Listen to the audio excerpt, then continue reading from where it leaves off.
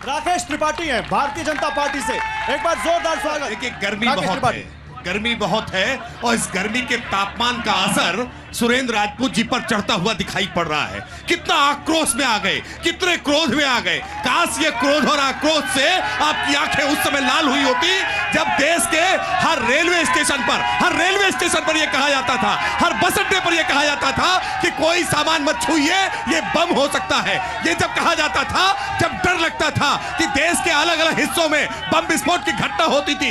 इसी लखनऊ की कचहरी में ब्लास्ट हुआ था, इसी अयोध्या में हमारे सीआरपीएफ के कैंप पर हमला हुआ था, रामपुर में, इसी वाराणसी के संकट मोचन में हमला हुआ था। देश का कोई हिस्सा बचा नहीं था जहां बम के धमाके नहीं होते थे। तब ये पूछ नहीं पाते थे कि आतंकवादी आए कहां से, तब ये पूछ नहीं पाते थे कि बम फूटे कहां से। लेकिन आज पूरे डंके की चोट पर कह सकते हैं कि नरेंद्र मोदी की सरकार है। नरेंद्र मोदी की सरकार में कोई आतंकी घटना भारत के भीतर सीमा के क्षेत्रों को छोड़ करके आज कहीं नहीं होने पाई है। आतंकियों को नेस्तनाबूद करने का काम ये भारतीय जनता पार्टी की सरकार ने किया है। और केवल इतना ही नहीं, घर में घुस करके मारा है, घर में घुस करके सर्जिकल स्ट्राइक की है, एयर स्ट्राइक की है। लेकिन ये कांग्रेसी सवाल पूछने से तब भी बाज नहीं आए थे। ये पाकिस्तान की वकालत करते हैं, इनके बोल पाकिस्तान में, इसीलिए पाकिस्तान के तमाम नेता आज कह रहे हैं कि राहुल गांधी कैसे चुनाव जीत जाए। पाकिस्तान से बैटिंग हो रही है, पाकिस्तान के प्रति कितना प्रेम इनका है और इनके प्रति पाकिस्तान का कितना प्रेम है ये दिखाई पड़ रहा है। नौकरियों पे बात नहीं कर रहे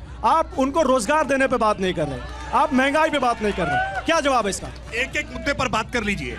महंगाई की दर डबल डिजिट में डॉक्टर मनमोहन सिंह की सरकार के समय में थी, जब गाना बना था कि महंगाई डायन खाए जात है।